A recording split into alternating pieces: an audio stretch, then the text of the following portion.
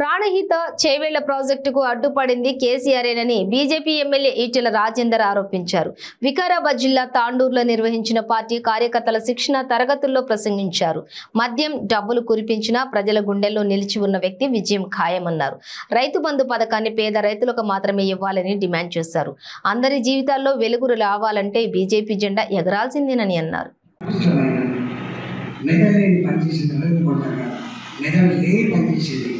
కేసీఆర్ ఈ సందర్భంలో మాట చెప్పుకోవాలి. ఈ ప్రాంతం నాకు తెలంగాణ రాష్ట్రంలోనే అత్యంత వెనుకబడిన ప్రాంతం నా తాండూరు ప్రాంతం. శుద్ధగాడు ఉన్నప్పటికీ, చాపాటి రాయి ఉన్నప్పటికీ, సిమెంట్ ఇండస్ట్రీస్ ఉన్నప్పటికీ, హైదరాబాద్లో 100 కిలోమీటర్లు ఉన్నప్పటికీ, నీవు హైదరాబాద్ అడుగు పెడితే ఇది అమెరికానా నా తెలంగాణ అని చెప్పి అనుకునేటువంటి ఈ గడ్డ మీద ఈ పక్కకే ఉన్న వికారాబాద్, పక్కకే ఉన్న తాండూరులో మన జీవితం ఎట్లా ఉందో ఒకసారి ఆలోచన చేసుకోండి. మన జీవితం ఎట్లా ఉందో ఇవాళ 50 అంతస్తుల భవనాలు వచ్చిన వెలుగు జిలుగులు హైదరాబాద్లో ఇవాళ చూసినప్పటికీ కూడా మారని బతుకుతో కనిపించిన అమ్మ నాన్నకు అన్నం పెట్టలేని పరిస్థితులు ఉన్నారు. కన్న బిడ్డలకు మంచి విద్యను అందించలేక, జీవితాన్ని నడపలేక కడు దరిద్రంలో ఇవాళ జీవన కొనసాగుతున్న ప్రాంతం ఇవాళ రంగారెడ్డి ప్రాంతం మన ప్రాంతం పనిచేస్తుంది. ఇలాంటి ప్రాంతానికి ఆనాడు ప్రాణహిత చేవలు నీళ్ళిస్తాం మేము. బ్రహ్మాండమైన పంట పొలాలు ఇవి, మంచి ఏరచక్క నేలలు ఇవి, శివుడు కురిపించే నేలలు అని చెప్పి ఆనాడు చెప్పిన ముఖ్యమంత్రి గారు ప్రాణహిత చేవల నీళ్ళు తెచ్చి ఈ ప్రాంత ప్రజల కాలు గడపాలని చెప్పిన వ్యక్తి ఆనాడు రాజశేఖర్ గారు నాకు 2005, 2006లో నాకు చెప్పింది. 2005 పోయింది, చివరి తెలంగాణ వచ్చింది. 2014లో తెలంగాణ రాష్ట్రం ఏర్పడిన తర్వాత అందరూ కాలగన్నారు. 2 పంటలు పండించుకునే వాళ్ళ కాలం నీళ్ళు ఇచ్చేది. ఒక పంటకే నీళ్ళు లేక బోర్లు వేసి బోర్ల పంట బావులు తవ్వితే బండ పడితే బతికే బండపారిపోయిన నా తాండూరు, బతికే బండమారిపోయిన కొడంగల్, బతికే బండమారిపోయిన వికారాబాద్కు నీళ్ళు ఇస్తారని చెప్పి భావించినాము.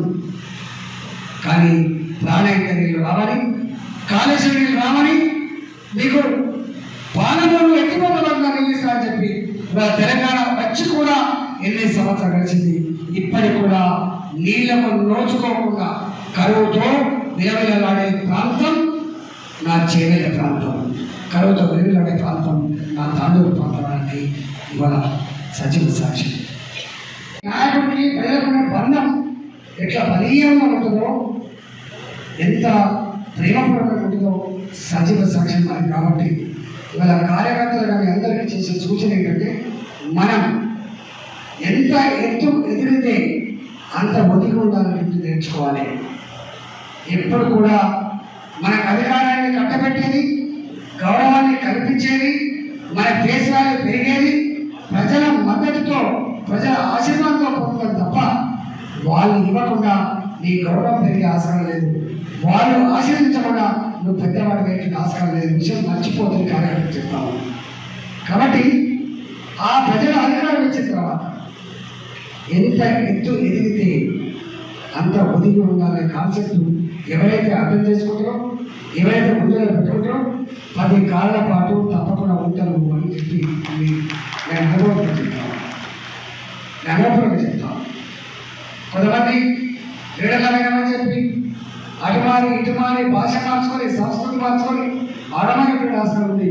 కానీ ఇక్కడ కూడా అంటే వచ్చిన ఏ పదవి లేకుండా మనం ప్రజల్లో తిరుగుతున్నప్పుడు ఎట్లా ఉన్నామో 20 ఏళ్ళ తర్వాత కూడా కట్లే ఉండాలంటే భావన కల్పిస్తేనే ఇవాళ నాకు అర్థమవుతుంది.